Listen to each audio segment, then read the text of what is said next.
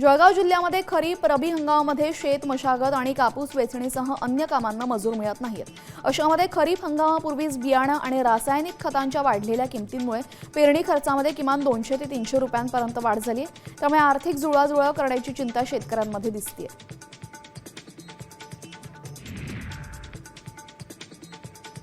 धुळ्यामध्ये ठाकरे गटाकडून खासदार संजय राऊतांनी आगामी निवडणुकांसंदर्भात कार्यकर्त्यांशी संवाद साधला।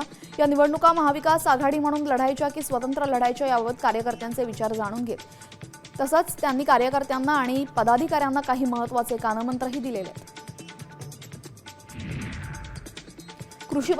कृषीप्रधान देशामध्ये मंत्र्यांना कृषी खातं हे शिक्षा वाटतं, त्यामुळे राज्यातील शेतकऱ्यांचं काय कल्याण होणार? मंत्र्यांना तर फक्त मलईदार खात्यांमध्येच रस आहे, असा हल्लाबोल संजय राऊतांनी कोकाटेंवर केलेला आहे।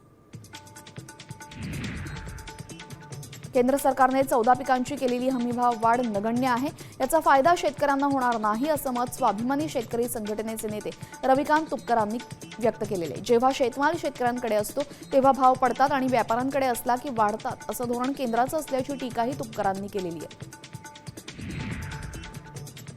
संजय राऊतांनी मंत्री गुलाबराव पाटलांच्या वक्तव्याचा समाचार घेतला। आम्ही अंधश्रद्धा मानत नाही, तुम्ही रेडे कापून बळी देऊन सत्तेत आला आहात, घोटाळे करून ईडीचा धाक दाखवत सत्ता मिळवली, असा हल्लाबोल राऊतांनी केला।